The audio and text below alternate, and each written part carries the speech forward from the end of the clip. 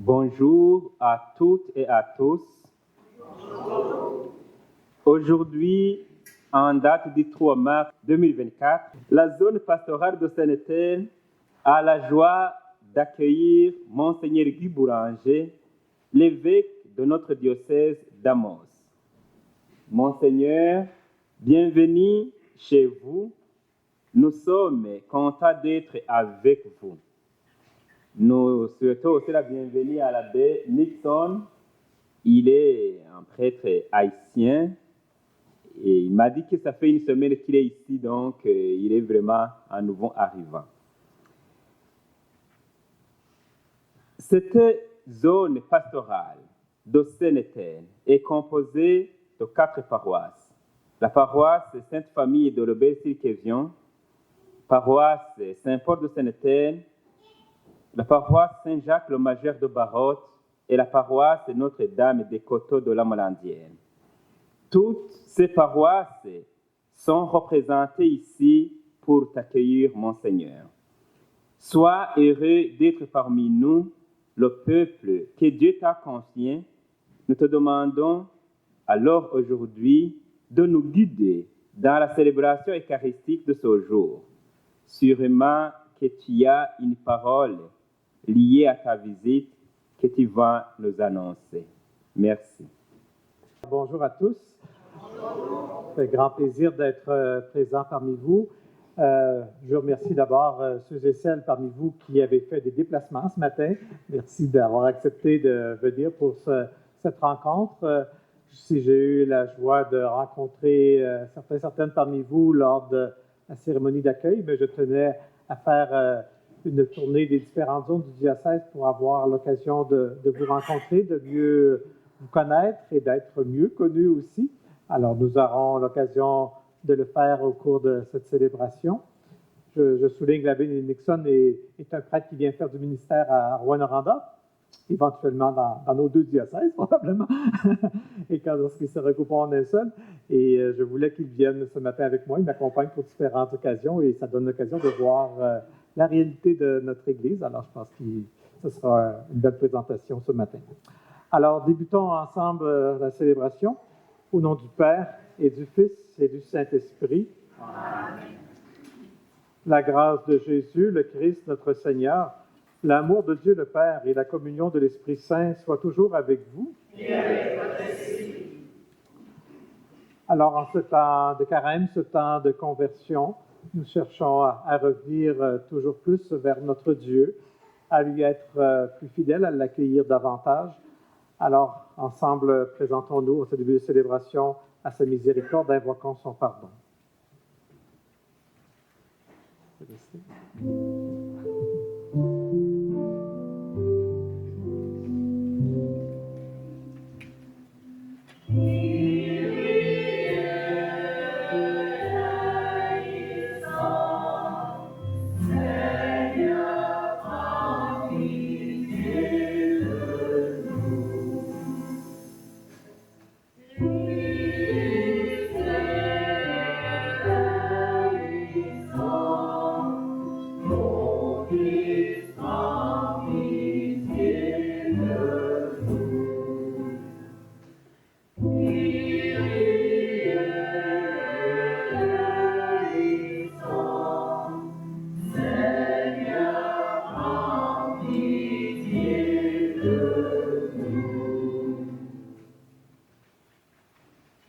Que Dieu Tout-Puissant nous fasse miséricorde, qu'il nous pardonne nos péchés et nous conduise à la vie éternelle. Amen. Prions le Seigneur.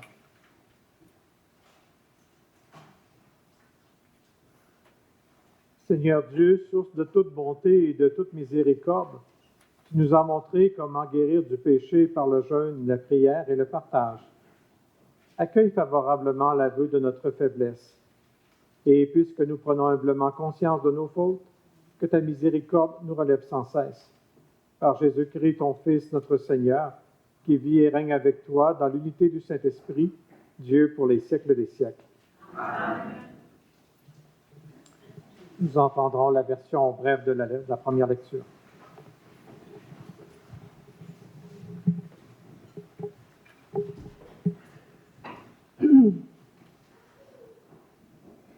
Lecture du livre de l'Exode.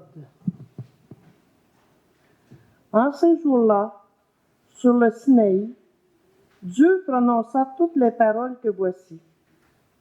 Je suis le Seigneur ton Dieu, qui t'ai fait sortir du pays d'Égypte, de la maison d'esclavage. Tu n'auras pas d'autre Dieu en face de moi. Tu n'invoqueras pas en vain le nom du Seigneur ton Dieu, car le Seigneur ne laissera pas impuni celui qui invoque en vain son nom. Souviens-toi du jour du sabbat pour le sanctifier. Honore ton père et ta mère afin d'avoir longue vie sur la terre que te donne le Seigneur ton Dieu.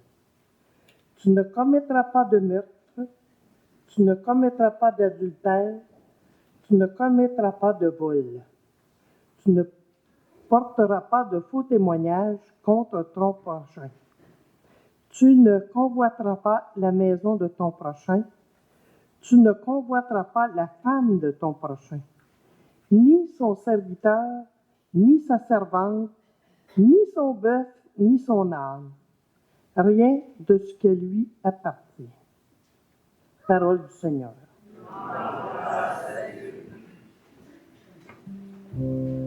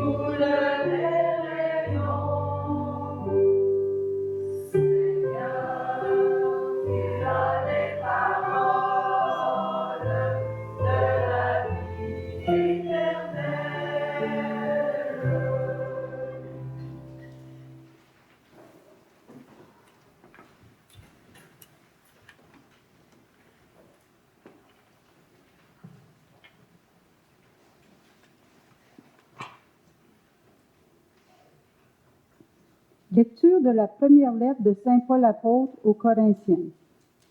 Frères, alors que les Juifs réclament des signes miraculeux et que les Grecs recherchent une sagesse, nous proclamons un Messie crucifié, scandale pour les Juifs, folie pour les nations païennes. Mais pour ceux que Dieu appelle, qu'ils soient Juifs ou Grecs, ce Messie, ce Christ, est puissance de Dieu et sagesse de Dieu. Car ce qui est folie de Dieu est plus sage que les hommes, et ce qui est faiblesse de Dieu est plus fort que les hommes. Parole du Seigneur. Grâce à Dieu.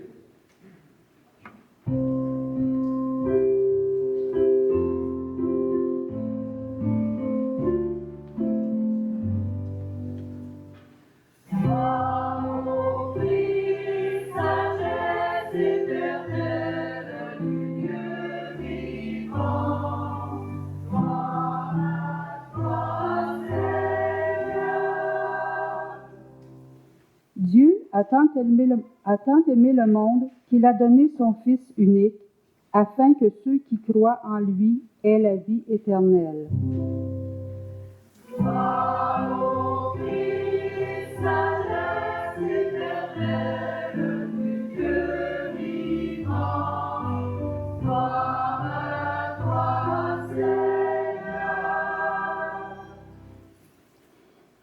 Le Seigneur soit avec vous. Évangile de Jésus-Christ selon saint Jean.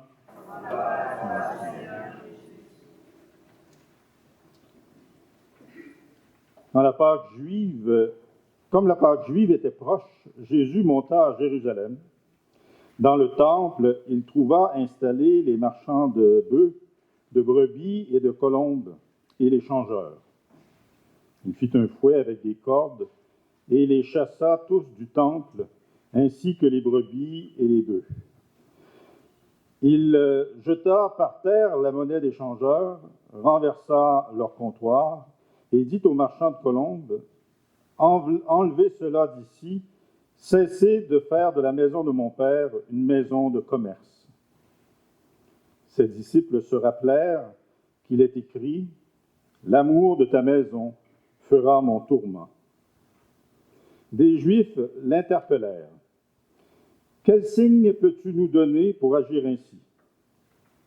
Jésus leur répondit, « Détruisez ce sanctuaire, et en 3 jours je le relèverai. » Les Juifs lui répliquèrent, « Il a fallu 46 ans pour bâtir ce sanctuaire, et toi, en 3 jours, tu le relèverais. » Mais lui parlait du sanctuaire de son corps. Aussi, quand il se réveilla d'entre les morts, les disciples se rappelèrent qu'il avait dit cela. Ils crurent à l'Écriture et à la parole que Jésus avait dite. Pendant qu'il était à Jérusalem pour la fête de Pâques, beaucoup crurent en son nom, à la vue des signes qu'il accomplissait. Jésus, lui, ne se fiait pas à eux, parce qu'il les connaissait tous et n'avait besoin d'aucun témoignage sur l'homme. Lui-même, en effet, connaissait ce qu'il y a dans l'homme. Acclamons la parole de Dieu.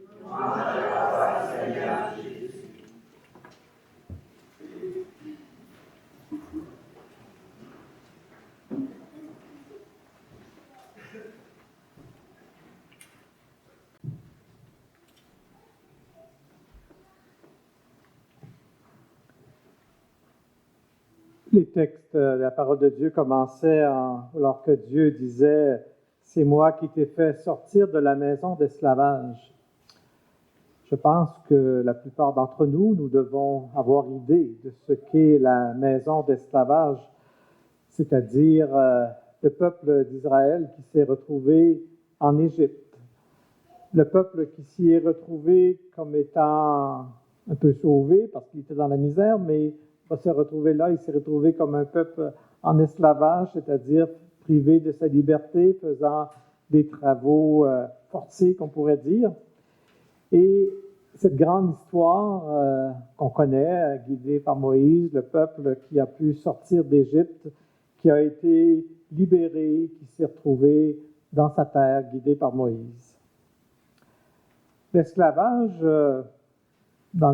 si on avait ça dans un autre contexte, ça pourrait vouloir dire bien autre chose que d'être en Égypte, évidemment. Il y a différents niveaux d'esclavage. En Occident, nous avons connu l'esclavage des Noirs, plus, mais il y a des esclavages plus modernes, qui sont les esclavages de gens qui se retrouvent avec un maître, avec un gourou, quelqu'un qui exploite les gens, les travailleurs du sexe, par exemple.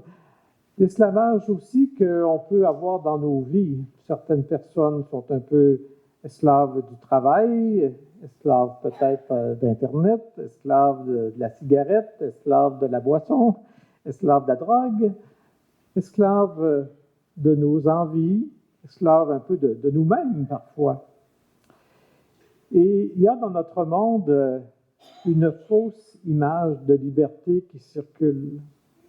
Les gens, quand ils veulent être libres, ce qu'ils veulent, c'est faire ce qu'ils veulent, ne pas dépendre de personne, ne pas avoir de contraintes.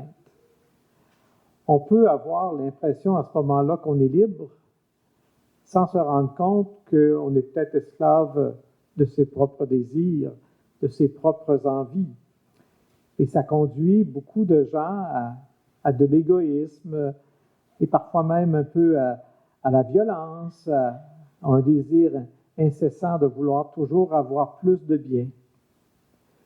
Et c'est ce que Dieu savait, un peu comme il est dit dans la lecture de Jésus connaît l'homme, Dieu connaît l'homme évidemment, et Dieu savait qu'il ne suffisait pas de prendre son peuple, puis de le sortir d'Égypte, puis de l'emmener dans un pays à lui, pour que le peuple devienne vraiment libre. Le chemin de la liberté, comme il est mentionné ici, va bien plus loin que juste ne pas être dominé par un exploitant. Et c'est pourquoi, dans les lectures, on voyait Dieu qui donnait une voie intérieure pour en venir à la liberté. Les commandements qui étaient enseignés dans la première lecture, qui peuvent être vus, parce que quand on utilise le mot commandement, ça ne nous donne pas l'impression d'être libre, mais qui sont quand même la voie que Dieu trace pour une libération pour les humains. Et le premier commandement que Dieu donne, c'est celui de l'aimer.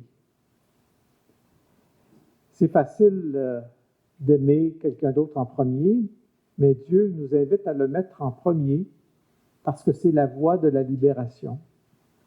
Ça fera qu'on ne sera pas attaché en premier à un maître, à une vedette, à une personne autour de nous. Essayer de faire l'absolu d'une personne, ce qui nous déçoit toujours un jour ou l'autre. Seul Dieu doit être mis en premier.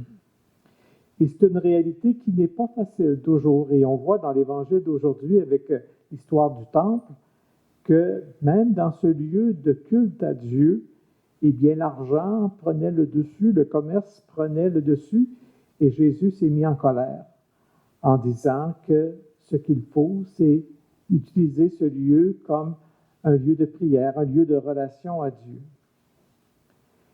Et la suite des commandements nous amène dans le même sens, en nous invitant ensuite à respecter le jour de Dieu. Bien des gens autour de nous se présentent libres face au dimanche, ils peuvent faire ce qu'ils veulent, et on se rend compte que finalement, ils n'ont pas une si grande liberté que ça, parce que finalement, tous les jours sont pareils, ils font tous les jours à travailler, il n'y a plus de repos, il n'y a plus de prière, esclaves du travail, pas capables de se retrouver, d'avoir de temps pour se retrouver avec leurs proches, et pas de temps pour Dieu. Le Seigneur, nous donnant une journée, veut nous rendre libres face au travail, face au temps, pour nous retrouver avec lui. La suite des commandements nous invite à respecter les autres, à respecter les biens des autres, à ne pas être encore là esclaves de nos envies face à des personnes ou de nos envies face à des biens, mais de plutôt développer une liberté, une limite à nos envies. Dans notre monde, il y a beaucoup de gens qui ont des vies instables parce qu'ils ne font que suivre leurs envies.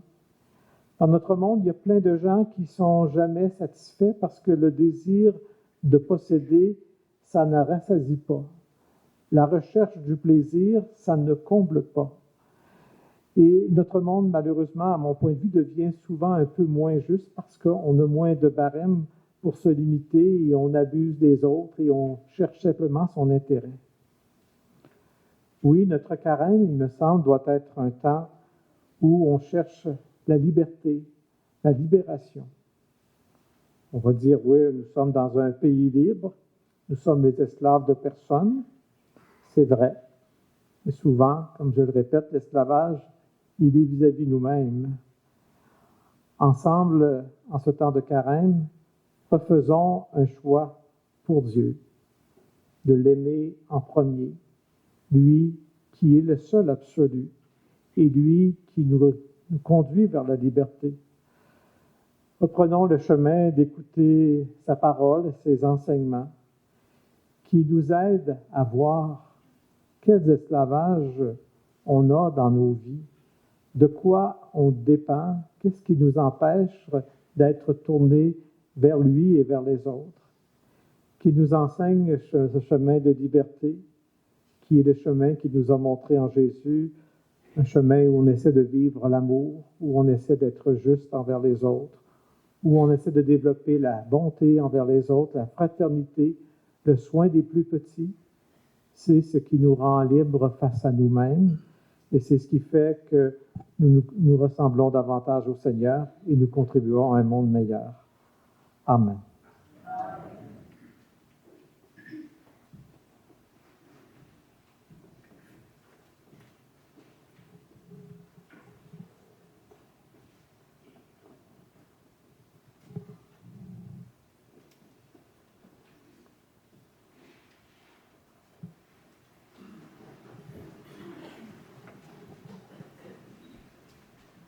Alors, cherchant à développer, à grandir cette foi qui est en nous en ce temps de carême, nous la proclamons.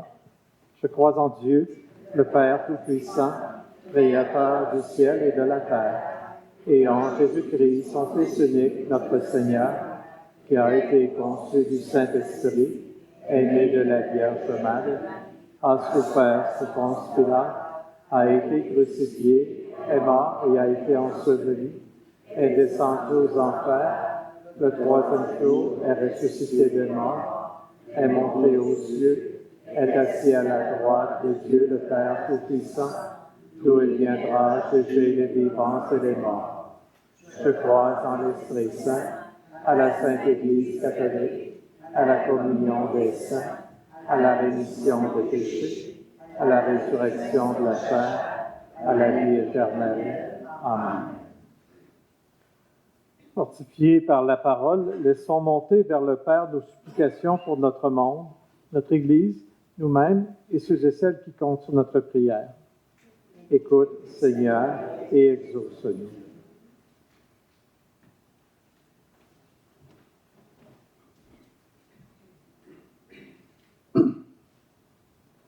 Pour notre monde qui cherche souvent à se bâtir sans référence à Dieu, afin qu'il s'ouvre au Père, qu'il se fait proche de tous les humains et veut les rendre libres. Prions. Écoute, Seigneur, et exauce-nous. Pour les peuples affligés par la guerre et les injustices, afin que Dieu suscite sur notre terre des artisanes et artisans de paix. Prions. Écoute, Seigneur, et exauce-nous. Pour l'Église qui veut se mettre à l'écoute de l'Esprit pour s'investir dans sa mission, afin que Dieu aplanisse tout ce qui fait obstacle à l'annonce de l'Évangile. Prions. Écoute, Seigneur, et exauce-nous. Pour nos communautés chrétiennes, afin que l'amour de Dieu se manifeste dans l'attention qu'elle accorde aux plus vulnérables. Prions. Écoute, Seigneur, et exauce-nous. Ô Père, tu es notre Dieu et tu nous aimes à la folie. Réponds à nos prières en envoyant ton Fils purifier nos cœurs et nos corps qui sont sanctuaires de l'Esprit Saint. Nous te le demandons par le Christ Jésus qui vit et règne avec toi pour les siècles des siècles. Amen.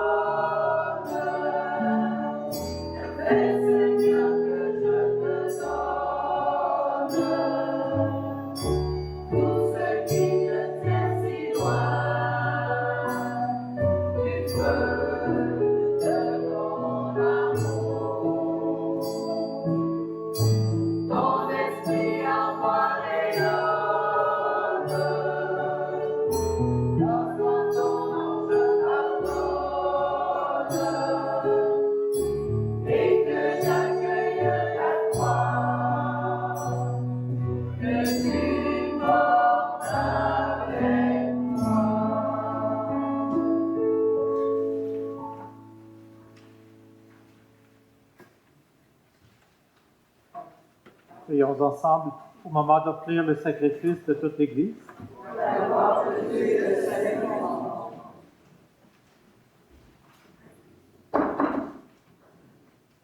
Par ce sacrifice, Seigneur de bonté, alors que nous implorons le pardon de nos fautes, accorde-nous d'avoir à cœur de pardonner celles de nos frères et sœurs, par le Christ notre Seigneur.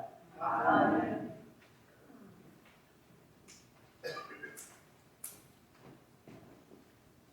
Le Seigneur soit avec vous. Et avec votre esprit. Élevons notre cœur. Nous le tournons vers le Seigneur. Rendons grâce au Seigneur, notre Dieu. Cela est juste et bon. Vraiment, il est juste et bon pour ta gloire et notre salut, de t'offrir notre action de grâce toujours et en tout lieu. Seigneur, Père très saint, Dieu éternel et tout-puissant, par le Christ notre Seigneur. Car chaque année, tu accordes à tes fidèles de se préparer aux fêtes pascales dans la joie d'un cœur purifié, de sorte qu'en s'adonnant à une prière plus fervente et à une charité plus active, fidèles aux sacrements qui les ont fait renaître, ils soient comblés de la grâce que tu réserves à tes enfants. C'est pourquoi, avec les anges et les archanges, avec les puissances d'en haut et tous les esprits bienheureux, nous chantons l'hymne de ta gloire et sans fin nous proclamons.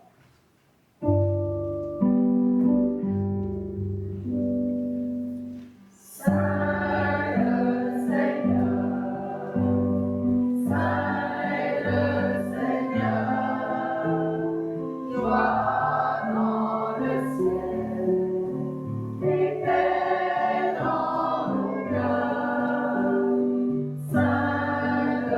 Seigneur,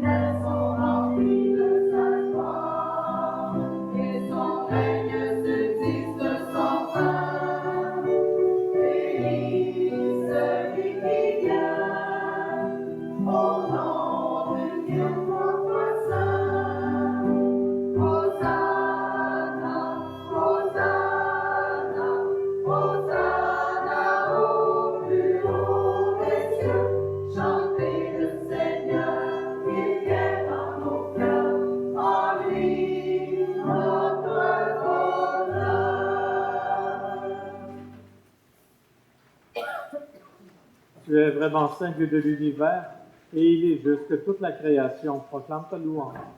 Car c'est toi qui donnes la vie, c'est toi qui sanctifies toutes choses, par ton Fils Jésus-Christ, notre Seigneur, avec la puissance de l'Esprit Saint. Et tu ne cesses de rassembler ton peuple, afin que du levant au couchant du soleil, une offrande pure soit présentée à ton nom. C'est pourquoi nous voici rassemblés devant toi, Dieu notre Père, et dans la communion de toute l'Église, nous célébrons le jour où le Christ est ressuscité d'entre les morts. Par lui que tu as élevé à ta droite, nous te supplions de consacrer toi-même les offrandes que nous apportons. Sanctifie-les par ton esprit pour qu'elles deviennent le corps et le sang de ton Fils, Jésus-Christ notre Seigneur, qui nous a dit de célébrer ce mystère. À lui-même où il fut livré, il prit le pain. En te rendant grâce, il dit la bénédiction. Il rompit le pain et le donna à ses disciples en disant, « Venez et mangez-en tous, ceci est mon corps livré pour vous. »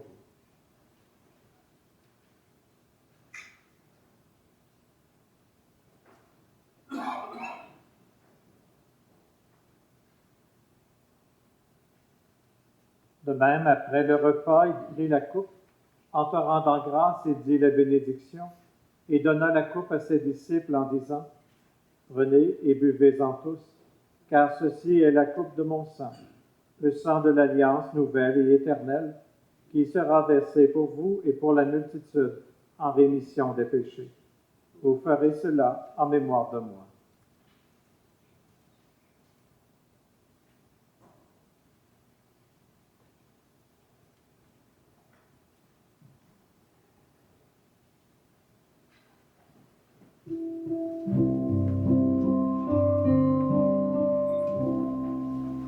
Célébrons le mystère de la foi.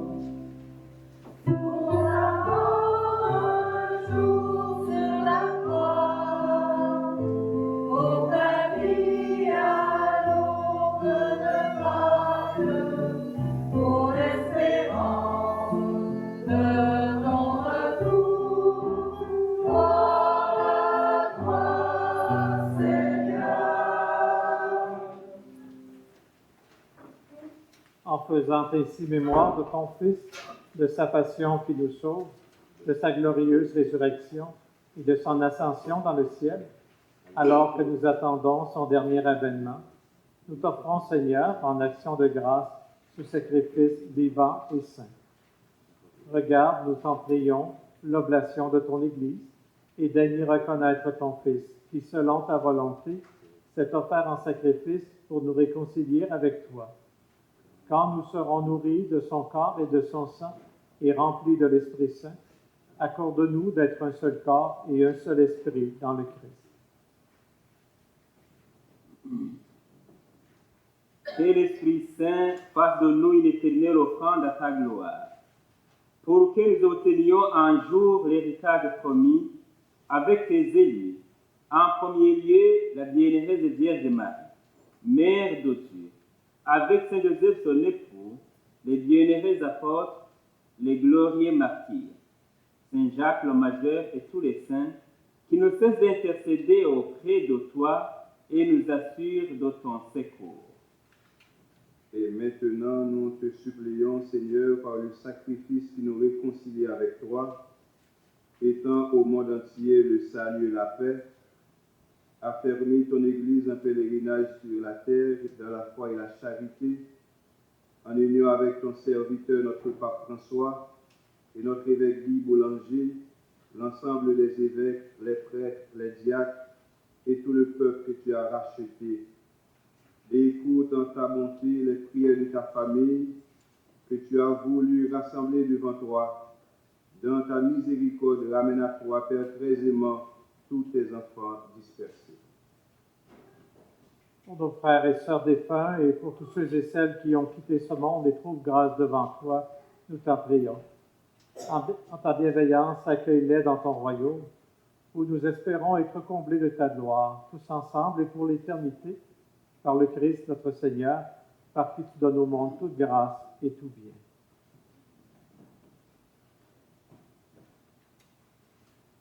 par lui, avec lui et en lui. À toi, Dieu le Père Tout-Puissant, dans l'unité du Saint-Esprit, tout honneur et toute gloire pour les siècles des siècles. Amen.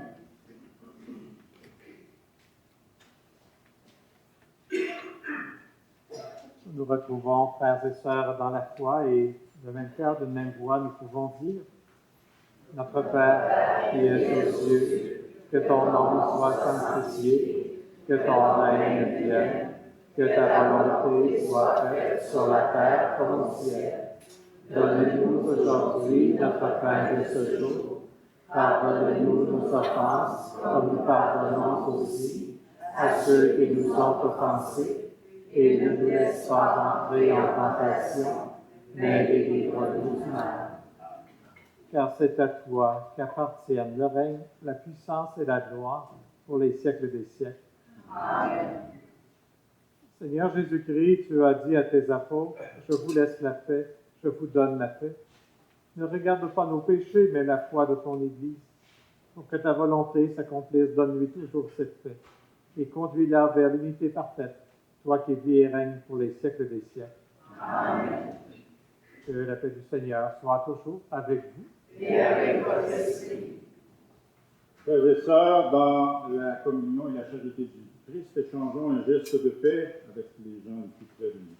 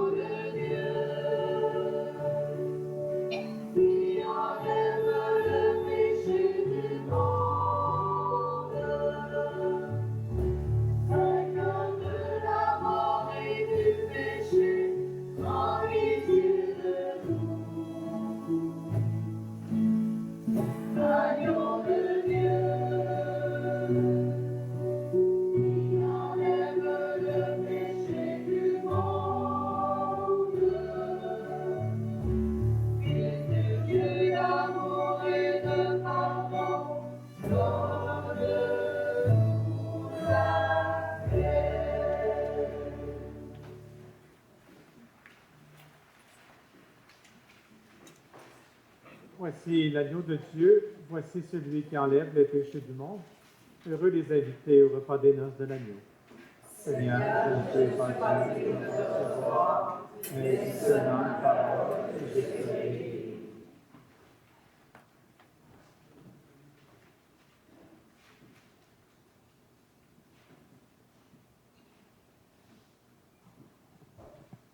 Pour la communion, vous êtes invités, sauf les membres de la chorale, vous êtes invités à venir communier dans l'allée centrale et vous retournez par l'allée ici, étant donné que la chorale occupe l'autre côté.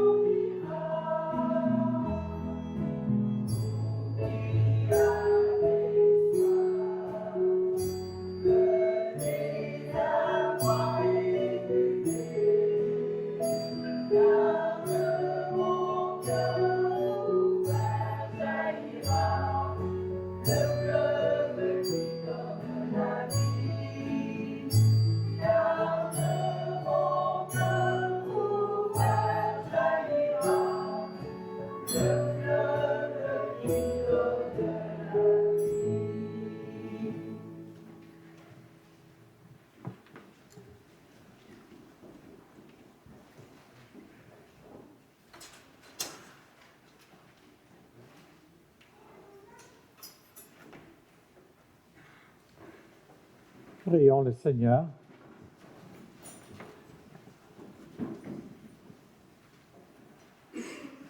Nous avons reçu de toi, Seigneur, un avant-goût des mystères du ciel et de cette terre. Nous sommes rassasiés par le pain venu d'en haut. Nous t'en supplions, donne-nous de mettre en œuvre ce que le sacrement réalise en nous par le Christ, notre Seigneur. Je vais vous rasseoir.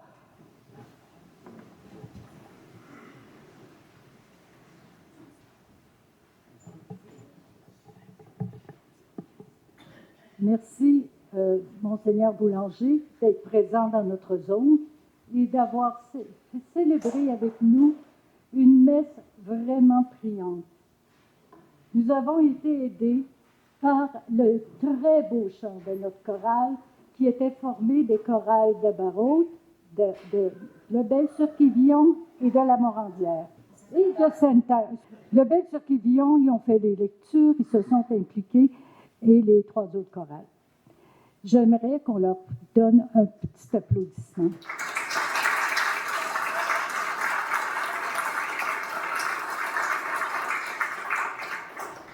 Je remercie aussi les responsables de chacune des paroisses qui m'ont aidé à faire ce rassemblement pour qu'on montre à Monseigneur que la zone de Sainte-Terre est une zone communautaire. Nous avons une équipe missionnaire de zone et elle est très active. Merci, Monseigneur. Maintenant, pour ce qui est du dîner, quand vous allez quitter, vous vous rendez à la salle des Chevaliers de Colomb. S'il y en a qui ne savent pas, vous longez ici vers l'école, vous descendez la côte à votre droite.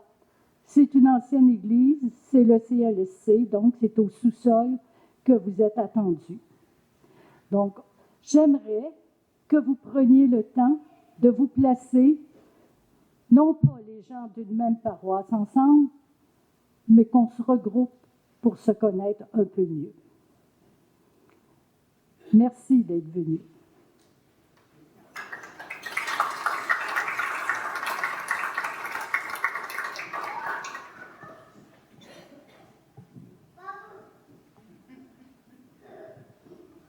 quelques mots aussi, si vous aimez à vous asseoir, mes voisins. Alors, quelques mots d'abord, moi aussi, pour vous remercier pour cette célébration. Vous savez que j'avais mentionné ça aux prêtres en premier. À un moment donné, j'ai eu une journée où j'ai rencontré les prêtres et où on les a invités chacun à raconter un peu son histoire de vie, son histoire de vocation.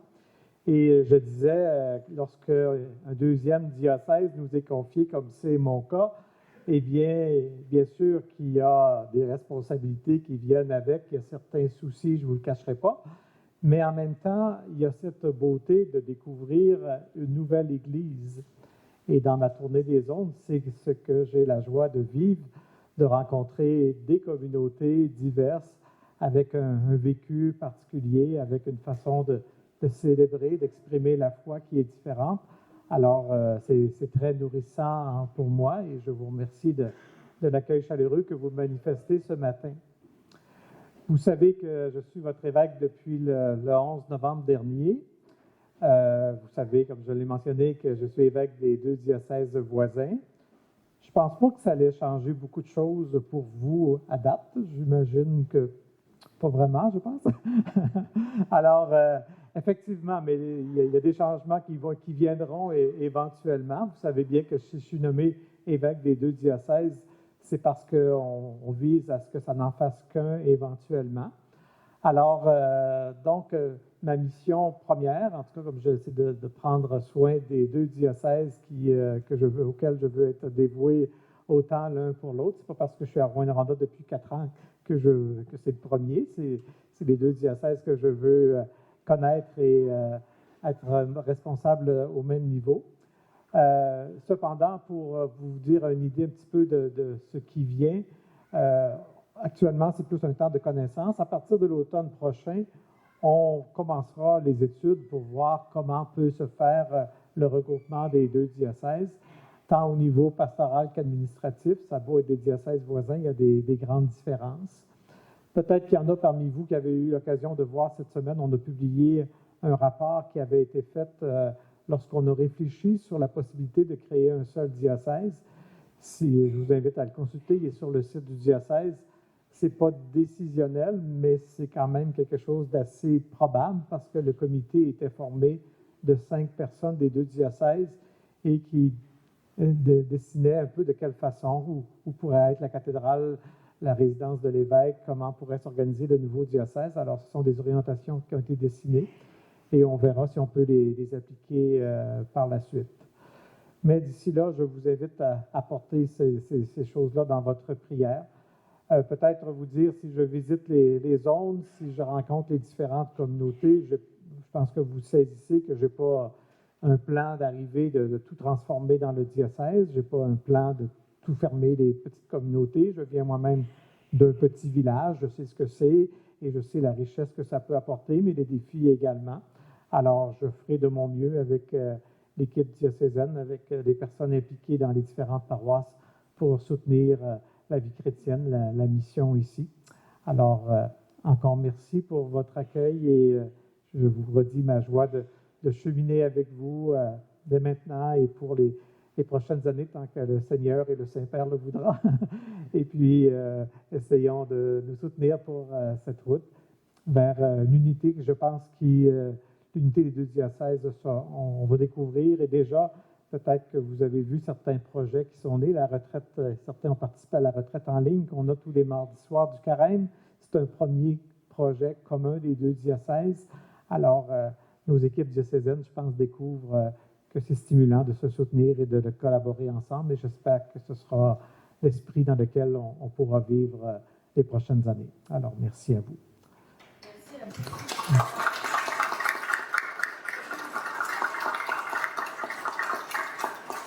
Je vous invite maintenant à vous lever. La plupart d'entre vous, on aura l'occasion de pouvoir continuer à échanger. Seigneur soit avec vous. Et avec votre esprit.